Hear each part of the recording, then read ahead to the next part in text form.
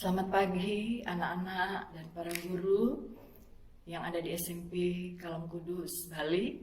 Kita akan bersama-sama merenungkan firman Tuhan pada pagi hari ini. Sebelumnya mari kita berdoa. Bapa kami yang di sorga, Bapa di dalam Tuhan kami Yesus Kristus. Kami bersyukur pada sore hari ini kami boleh datang untuk memuji memuliakan Tuhan Yesus. Biarlah pada hari ini nama Tuhan Yesus diagungkan. Dan kami bersyukur kalau pada hari ini kami boleh datang kepada Tuhan untuk merendahkan diri mencari firman-Mu. Sehingga kami boleh mendapatkan roti hidup, air hidup, firman hidup yang adalah Tuhan Yesus sendiri. Bapa di surga, terima kasih untuk waktu yang indah yang Tuhan berikan. Bimbinglah hamba-Mu yang akan menyampaikan firman-Mu. Biarlah Tuhan juga memberkati anak-anak, para siswa SMP, juga para guru yang mengikuti acara chapel ini. Tuhan Yesus memberikan apa yang mereka butuhkan untuk mereka boleh hidup sesuai dengan kehendak Tuhan. Terpujilah Tuhan Yesus, ampunilah setiap dosa kesalahan yang kami perbuat, yang tidak berkenan di hadapan Tuhan. Dan hari ini kami mau belajar dari firman Tuhan. Biarlah kiranya Roh Kudus menolong kami, agar kami boleh mengerti apa yang Tuhan mau katakan kepada kami. Terpujilah Tuhan Yesus, inilah doa permohonan kami. Kami serahkan seluruh kehidupan kami pada hari ini di dalam Tuhan kami Yesus Kristus. Terima kasih banyak ya Bapa, karena Tuhan Yesus yang punya kerajaan dan kuasa dan kemuliaan sampai selama-lamanya. Di dalam Tuhan Yesus Kristus kami sudah berdoa. Amin. Anak-anak yang Tuhan Yesus kasihi bersama dengan Bapak Ibu Guru, pada hari ini tema yang akan kita pelajari bersama-sama adalah bersyukur dengan berhemat bagi Allah. Wah, bagaimana sih itu bersyukur kok berhemat? Mungkin ada yang mengatakan, wah nggak bisa itu. Mana bisa kita bersyukur kalau kita disuruh berhemat? Ya, bisa saja ya, ada yang berpikir seperti itu. Nah, bagaimana sih sebetulnya bersyukur itu? Atau apa sih sebetulnya berhemat itu? Sehingga kita bisa bersyukur. Nah, kalau soal arti kata berhemat, mungkin kita semua sudah tahu ya. Berhemat itu artinya kita diminta untuk tidak boros. Ya, tidak menghambur-hamburkan uang. Kita menggunakan uang dengan cermat, kita hati-hati, tidak membeli di luar kebutuhan, tidak memiliki keinginan-keinginan yang berlebihan secara keuangan kita tidak mampu, lalu kita mau membeli hal-hal yang tidak kita butuhkan dan akhirnya hanya dibuang-buang. Nah, itu namanya tidak berhemat. Jadi hemat juga artinya kita menjaga agar keuangan kita itu bisa cukup, kita bisa melakukan yang benar dari hasil yang Tuhan berikan kepada kita. Tapi hemat itu juga artinya sederhana, menikmati segala sesuatu dengan sederhana, tidak harus bermewah-mewah. Kalau kita bisa membeli dengan harga yang murah, mutu yang baik, kenapa kita harus mencari dengan harga yang mahal, dengan mutu yang sama? Nah, itu juga artinya berhemat. Nah, hemat juga artinya tidak mengingini milik orang lain. Karena seringkali adalah kita tidak berhemat karena kita mengingini, wah, si A sedang memiliki sesuatu yang bagus sekali, aku pengen, aku mau membeli itu lagi seperti dia. Padahal itu sebetulnya tidak terlalu kita butuhkan. Atau memang itu sesuatu yang tidak wajar. Karena itu sesuatu barang yang terlalu mewah untuk kita. Sehingga ketika kita melihat punya orang, kita mengingini, akhirnya kita mengeluarkan uang yang begitu besar. Padahal itu tidak terlalu kita butuhkan. Nah, dengan demikian, dengan sederhana, kita bisa berhemat. Jadi, itulah hemat yang akan kita pelajari pada hari ini. Tapi hemat itu juga bukan pelit. Pelit itu artinya kita punya kita bisa melakukan sesuatu untuk orang yang membutuhkan, tetapi kita tidak melakukan. Lalu kita bilang, aku kan mau nabung, jadi aku nggak bisa memberi sama kamu. Nah, itu artinya kita pelit, kita bukan berhemat itu. Oleh karena itu, mari kita sama-sama membaca firman Tuhan. Hari ini kita akan baca firman Tuhan dari Filipi pasal yang keempat, ayat 10 sampai dengan ayat 20. Filipi 4 ayat 10 sampai ayat 20. Nah, karena kita waktunya singkat, Bu Laurin hanya akan membacakan dari ayat 17 sampai dengan ayat 20. Demikian bunyi firman. Tetapi yang kuutamakan bukanlah pemberian itu, melainkan buahnya yang makin memperbesar keuntunganmu. Kini aku telah menerima semua yang perlu daripadamu, malahan lebih daripada itu. Aku berkelimpahan, karena aku telah menerima kirimanmu dari Epafroditus, suatu persembahan yang harum, suatu korban yang disukai dan yang berkenan kepada Allah. Allahku akan memenuhi segala keperluanmu menurut kekayaan dan kemuliaannya dalam Kristus Yesus. Dimuliakanlah Allah dan Bapa kita selama-lamanya. Amin. Nah, anak-anak dan para guru yang Tuhan Yesus kasihi, ketika tadi kita belajar tentang arti berhemat, mungkin ada yang berkata bahwa saya susah untuk berhemat karena keadaan saya itu masih kurang. Ya, boleh dimengerti, bisa dimengerti untuk keadaan itu. Tetapi mari kita belajar apa sih sebetulnya itu berhemat. Rasul Paulus yang menulis kitab ini ketika sedang mengajar orang-orang yang ada di Filipi, Rasul Paulus mengajarkan kepada mereka untuk memberi bantuan kepada jemaat yang membutuhkan.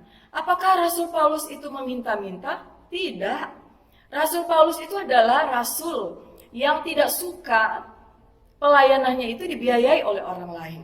Dia lebih suka bekerja sendiri untuk membiayai pelayanan yang dia lakukan. Jadi dengan demikian kita bisa mengerti bahwa tujuan Rasul Paulus dalam mengajar jemaat untuk bisa memberi kepada orang-orang yang membutuhkan sama sekali bukan tujuan untuk mementingkan dirinya sendiri. Tetapi dia sedang mengajar jemaat supaya mereka dapat melakukan apa yang Tuhan kehendaki. Nah, dalam ayat 17 tadi dikatakan apa? Kita lihat lagi ya. Tetapi yang kuutamakan bukanlah pemberian itu, melainkan buahnya yang makin memperbesar keuntunganmu. Jadi ternyata ketika mereka itu dapat melakukan, mempersembahkan sesuatu untuk orang yang membutuhkan, mereka tidak akan mengalami keadaan yang rugi. Tetapi di sini dikatakan makin memperbesar keuntunganmu. Dengan demikian, Rasul Paulus ingin jemaat itu merasakan akan hal itu. Nah, bagaimana mereka bisa merasakan keuntungannya diperbesar kalau mereka tidak pernah melakukan menolong orang lain? Nah, sementara untuk menolong orang lain itu, bukankah mereka juga membutuhkan hemat untuk mengatur keuangan mereka? Oh iya, saya punya uang sekian, saya mau membantu orang sekian. Jadi sudah diatur sedemikian rupa sehingga dia bisa menolong orang lain. Dia tidak takut bahwa dia akan kehabisan uangnya atau dia akan kekurangan dengan dia menolong orang lain. Nah, ini semua kita pelajari. Jadi bukan hanya anak-anak dan para guru saja yang harus belajar tentang hal ini. Semua kita anak-anak Tuhan harus belajar bagaimana kita berhemat untuk kemuliaan Tuhan. Bagaimana kita berhemat untuk melakukan suatu pekerjaan Tuhan. Artinya, ketika kita baru mendapat hasil yang kecil, berarti kita diminta oleh Tuhan untuk mengatur keuangan kita supaya kita bisa mencukupi. Tetapi ketika kita merasa bahwa kita tidak pernah cukup, maka di sana bagaimana kita bisa berhemat? Bagaimana kita bisa memberi untuk orang lain? Tentu saja itu mustahil untuk kita bisa melakukan itu. Jadi dengan demikian, Rasul Paulus tidak lupa mengajar orang-orang Filipi supaya mereka membagi berkat, sehingga mereka bisa merasakan keuntungan yang besar itu. Tetapi bukan kita mau berhemat dan melakukan membantu orang-orang demi untuk mendapat untung. Bukan seperti itu tujuannya. Tetapi Rasul Paulus mengatakan, kalau kamu melakukan itu, maka Tuhan itu tidak akan pernah membuat kamu rugi. Jadi tujuan utama kita adalah kita mau menolong. Karena kita mau menolong, maka kita harus berhemat, mengatur keuangan kita, sehingga kita bisa menolong orang yang membutuhkan. Jadi seperti itu. Dengan demikian, apa yang Paulus ajarkan di sini merupakan sesuatu hal yang sangat baik juga untuk kita. Kita juga diminta oleh Tuhan untuk berhemat bagi Allah, bagi kemuliaan Allah. Apa yang dapat kita lakukan untuk Tuhan dari apa yang kita miliki? Ya, mungkin bagi anak-anak saat ini belum punya penghasilan, masih dapatnya uang saku mungkin dari papa mama. Wah, mungkin ada yang mengatakan, uang saku saya kan sedikit. Ya sudah, bagaimana beban yang Tuhan berikan kepada kita? Kalau memang uang itu orang tua kita berikan, ini untuk kamu beli makanan, ini untuk kamu beli buku, lakukan itu. Jangan dipakai untuk hal yang lain. Sehingga kita tidak memboroskan uang itu. Coba misalnya, orang tua sudah kasih kita ini untuk beli buku, kita belinya mainan. Apa yang terjadi? Akhirnya boros, karena orang tua harus mengeluarkan uang lagi untuk bisa membeli buku. Nah, jadi seperti itu. Dengan demikian, apa yang Paulus ajarkan kepada jemaat Filipi ini untuk membantu orang-orang yang membutuhkan, Paulus juga sedang mengajarkan bagaimana mereka itu bisa mengatur keuangannya dengan berhemat bagi kemuliaan Tuhan. Kemudian ayat 18, kita baca lagi ya. Kini aku telah menerima semua yang perlu daripadamu, malahan lebih daripada itu.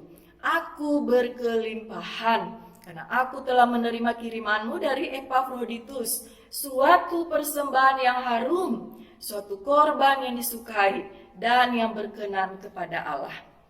Jadi, ketika kita mau berhemat bagi Allah, ketika kita mau memberikan bantuan kepada orang-orang yang membutuhkan, dari hasil yang kita dapatkan, dari milik kita, kita tahu bahwa di sana kita sedang menyenangkan hati Tuhan.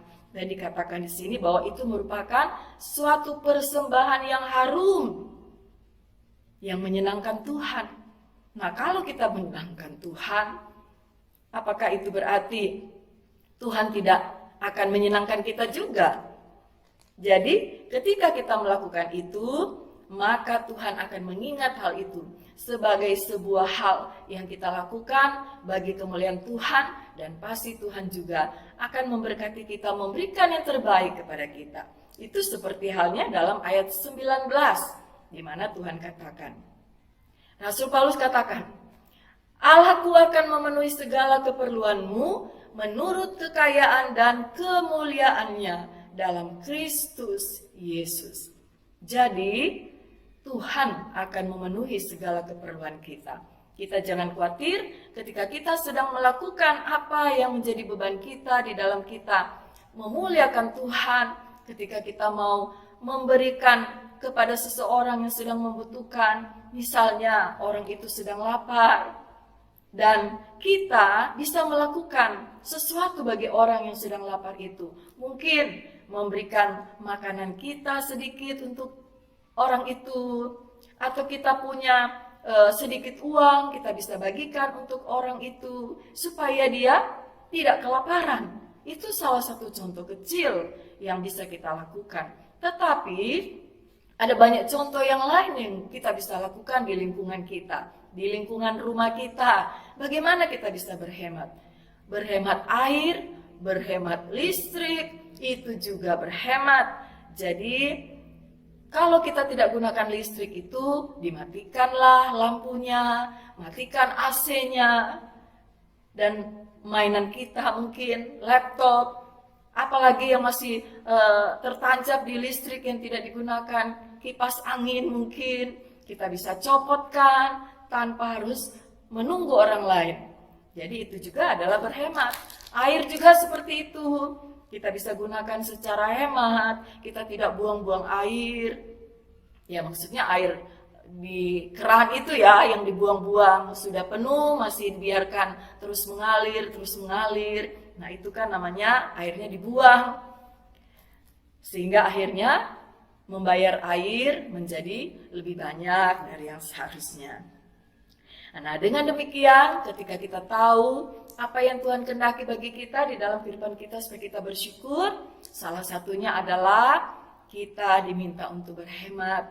Jadi mari kita yang Tuhan sudah berkati, gunakanlah milik kita yang Tuhan berikan, yang Tuhan sudah berkati untuk kita lakukan secara bijaksana, dengan secermat-cermat mungkin.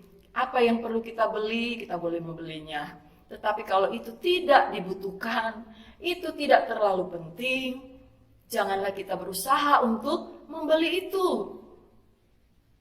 Mari kita cari, kita lihat mana yang prioritas yang harus kita lakukan supaya kita boleh memiliki keadaan keuangan, keadaan ekonomi yang baik.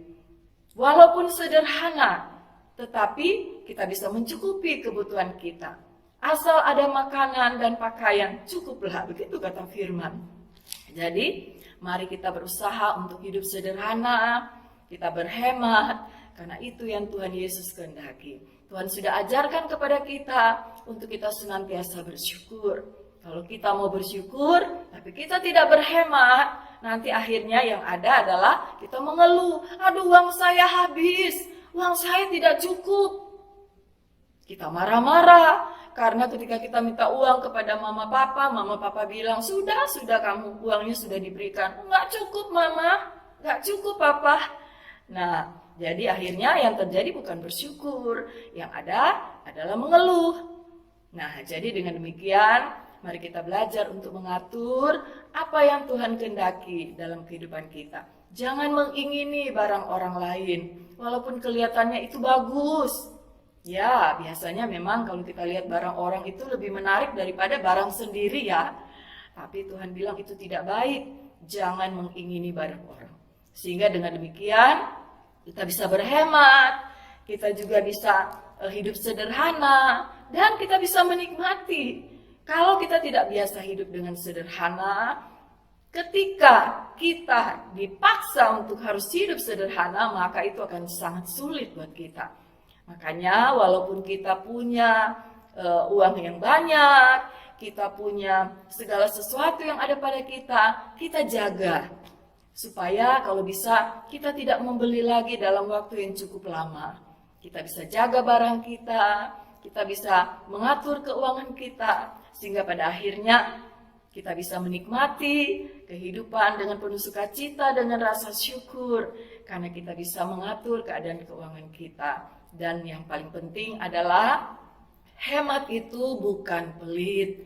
Jadi kalau kita punya sesuatu yang dibutuhkan oleh orang lain yang kita bisa lakukan, mari kita lakukan. Dan kita percaya bahwa ketika kita melakukan, menolong orang lain, kita ingat firman Tuhan tadi, akan memperbesar keuntunganmu. Ada banyak sekali contoh yang kita bisa lihat. Orang-orang yang mau menolong orang lain di saat dia sulit. Mungkin contoh yang paling kita sudah dengar di cerita-cerita Alkitab, bagaimana orang-orang itu ditolong dengan keadaan-keadaan yang sulit. Contohnya ketika Tuhan Yesus memberi makan 5.000 orang dengan 5 roti dan 2 ikan. Bagaimana seorang anak kecil mau mempersembahkan milik dia itu untuk orang sebanyak itu, tapi akhirnya apa yang terjadi?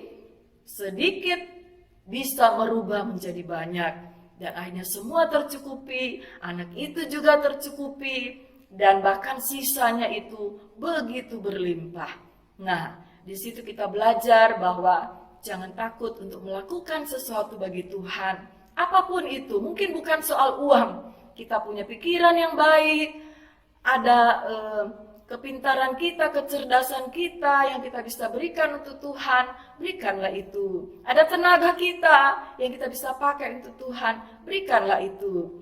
Yang jelas, yang Tuhan mau adalah kita lakukan segala sesuatu untuk kemuliaan Tuhan. Lakukan lebih dulu pada orang-orang yang ada di sekitar kita, biar mereka bisa merasakan kasih dan anugerah Tuhan melalui kita. Seperti halnya Rasul Paulus, dia merasakan begitu bersuka cita, bahkan dia merasakan berkelimpahan karena jemaat di Filipi yang mau melakukan sesuatu untuk Paulus dan juga untuk orang-orang yang membutuhkan. Walaupun kalau secara manusia Paulus tidak suka meminta-minta, tapi dia menghargai pemberian dari jemaat Filipi. Sehingga jemaat Filipi bisa belajar untuk bersedekah, belajar untuk berkorban, belajar untuk mempersembahkan apa yang dia punya untuk orang yang membutuhkan. Kiranya Tuhan Yesus menolong kita agar kita dapat melakukan yang terbaik bagi Tuhan melalui penghasilan milik kita. Dan Tuhan Yesus memberkati ketika kita mau melakukan sesuatu buat orang lain. Kita mau berhemat, kita mau hidup sederhana. Karena Tuhan menghendaki kita boleh melakukan segala sesuatu bagi kemuliaan Tuhan melalui harta yang kita miliki, yang Tuhan percayakan kepada kita. Terpujilah Tuhan Yesus. Terima kasih. Mari kita akhiri, kita berdoa. Bapa kami yang di sorga, Bapa di dalam Tuhan kami Yesus Kristus, kami bersyukur kalau pada hari ini kami boleh diingatkan untuk kami juga boleh berhemat, supaya kami boleh mengatur keuangan kami untuk boleh mencukupi segala kebutuhan kami.